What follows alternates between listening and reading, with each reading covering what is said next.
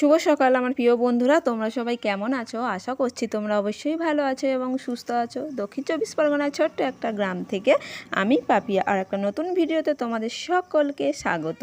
আশা করছি তোমাদের এই ভিডিওটা দেখে তোমাদের অবশ্যই ভালো লাগবে। তো সকালে উঠে বাসি কাজ করার জন্য রেডি হয়ে পড়লাম। তো সর্বপ্রথম আমি প্লাস্টিকটা সরিয়ে রাখছি, কারণ কিছুদিন অন্তত বৃষ্টি হচ্ছিলো, প্লাস্টিকটা সরানো হয়নি। তো আজ একটু রোদ উঠেছে, তাই ভাবলাম প্লাস্টিকটা সরিয়ে বেঁধে রাখি। ওটা হচ্ছে রান্নাঘর সাইডে প্লাস্টিক, কারণ রান্না করার সময় একটু অসুবিধা হয়, প্লাস্টিকটা থাকলে ধোঁয়াটা বেরোতে চায় না। তো তারপরে চলে এসে আমাদের যে সাইড কামরা আছে, একটা লং একটা হল ঘর আছে, যে ঘরে আমরা থাকি তার ঠিক পাশে। তো দুজনে থাকি, তো দুজনের ফ্যামিলি, তো একটা ঘর হলে হয়ে যায়। আর এই কামরাটা হচ্ছে লোকুটুম এলে থাকে, না হলে লোকুটুম আসলে আমাদের রুমটা থাকে আর আমরা এই কামরায় থেকে যাই। তো যাই হোক, এই ঘরটা আসা হয় না অনেক দিন, তো বালি পড়ে না চারিদিকে ধুলো হয়ে গেছে। এই যে এটা না হচ্ছে নোনা দেয়াল, তো নোনা দেয়ালটা একটু ঝাড়ু দিয়ে দিলাম। তো ঝাড়ু দেওয়ার পরে না অনেকটা বালি বেরিয়েছে, তো সেইগুলোকে আমি এক জায়গায় জড়ো করে এবার ফেলে দেবো। তো আমার এই রুমটা ঝাঁট দেওয়া হয়ে গেল। তো আমি চলে এসেছি এবারে মুছবো বলে আমাদের যে রুমটা আমরা থাকি। তো এসে দেখছি, দেখো কি সুন্দর একটা বেবি কিউট একটা ইঁদুর বাচ্চা। হ্যাঁ, আমি মুছতে গিয়েছি আলমারি নিচে, দেখছি আলমারি নিচ থেকে ডাকছে, চিঁ চিঁ করে ডাকছে। কি সুন্দর না দেখতে। তো দেখো কি সুন্দর লাল টকটক করছে। আর মা হয়তো একে খুঁজছে কিন্তু পাচ্ছে না। তো বলো, মায়ের সন্তান তো আমি তো একে না যত্ন সহকারে তো বাঁচাতে পারবো না। ওকে আমি একটা ভালো জায়গায় রেখে দিচ্ছি, ওর মা যদি খোঁজ করে তাহলে ওকে নিয়ে যাবে। তো যাই হোক, একটি প্রাণকে বাঁচানো আমাদের উচিত, মেরে ফেলা নয়। তো যাই হোক, আমি ঘর থেকে বার করে নিয়ে আমাদের সদর দরজার কাছে রেখে দিলাম। তো যাই হোক, এবারে আমার কাজকর্মগুলো কমপ্লিট করতে হবে। মোছামুছি তো শেষ করে আমি বাসি বাসনগুলো মেজে নিয়ে এসেছি।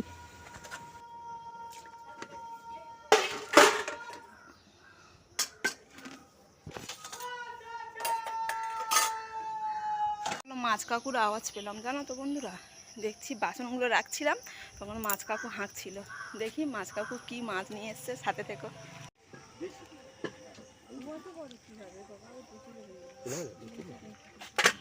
মাছটা দিচ্ছি, দেখো না খেয়ে বলবে হ্যাঁ খাচ্ছি।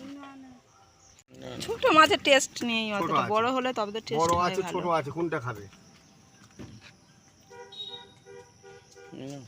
ভেবেছিলাম না গো বন্ধুরা, একটু নদীর মাছ যদি থাকে নদীর মাছ নেব, কিন্তু নদীর মাছ নেই, শুধু চিংড়ি আছে আর হচ্ছে বড় বড় পোনা মাছ, ঠিক আছে। আর আমরা দুজন, আর বড় বড় পোনা মাছ সেগুলো ওজন হচ্ছে এক একটা 1.5 কেজির উপরে, তাই জন্য নিলাম না। দাদা ভাইও দেখলো, বললো না নেব না। আর চিংড়ি গতকাল খেয়েছি, আর চিংড়ি খাবো না। দেখছি ডিম তো অনেক দিন খাওয়া হয়নি, দেখছি কাজ থেকে ফেরার পথে যদি দোকান থাকে তাহলে ডিম কিনে নিয়ে আসবো। তো সাথে থেকো। আর আমার তো সব কাজকর্ম কমপ্লিট হয়ে গেছে, বাসি কাজ।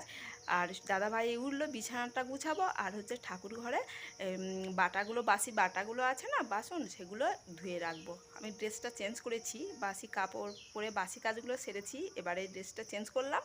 আর ঠাকুর ঘরে বাসনগুলো ধুয়ে রাখবো আর ফুল তুলে রাখবো, ঠিক আছে। আর ডিমের ঝোল খাবে?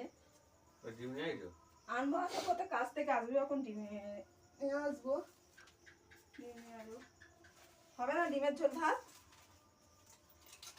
অত বড় মাছ দুজনে কোথায় রাখো? ফ্রিজটা ভালো থাকলে তো নেওয়া যেত। 180 টাকা করে মাছ, মানে বড় মাছ ছিল, কিন্তু 180 টাকা করে। অত বড় মাছ কোথায় রাখবো? আর একেবারে আসার পথে, কাজ থেকে আসার পথে ডিম নিয়ে আসবো।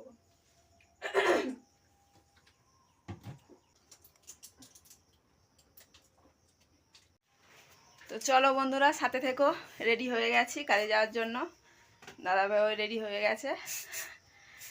তো চলো সাথে থেকো। দাদাভাই ওষুধ নিয়ে নিল, যেখানে কাজ করে তো সেখানে টিফিন খাওয়ার পরে ওষুধ খাওয়ার আছে, তাই নিয়ে নিল সঙ্গে।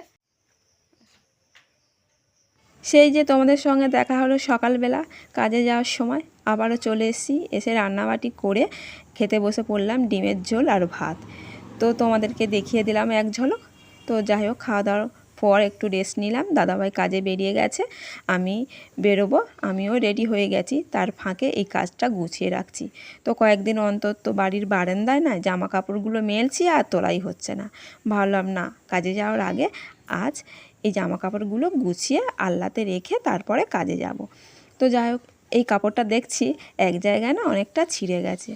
আর আলনাতে রাখি তো ছোট ছোট ইঁদুর আসে, সব প্রায় দেখছি কিছুদিন দু একটা কাপড় ছিঁড়ে দিয়েছে।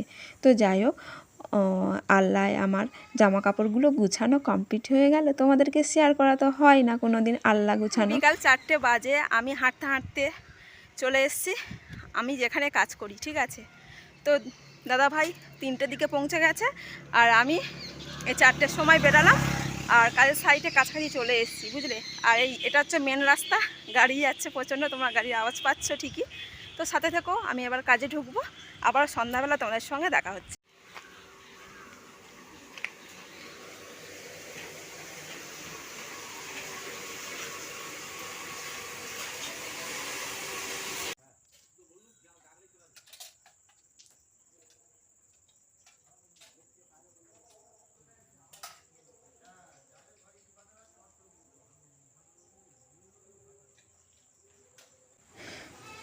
তো আমি সন্ধ্যাবাতি করতে চলে এলাম কাজ থেকে ফিরে। কাজের সাইডটা আর চেঞ্জ করিনি, হাতে পায়ে জল দিয়ে সন্ধ্যাবাতিটা করে নিলাম। তারপরে গ্যাসের কাছে চলে এসেছি, দাদাভাই ওয়েট করছে টিফিন খাবে বলে। তো আমি কিছু পরিমাণ মুগ কড়াই ভিজে রেখেছিলাম, সেটাকে সেদ্ধ করে ভেজে নিলাম। তারপরে তেলের উপর দিলাম রেশনের চাল।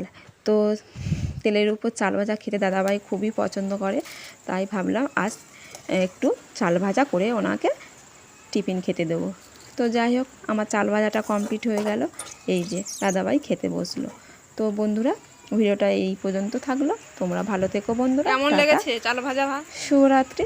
চাল ভাজা আর মুগ কড়াই ভাজা জমে খির টিফিনের পক্ষে।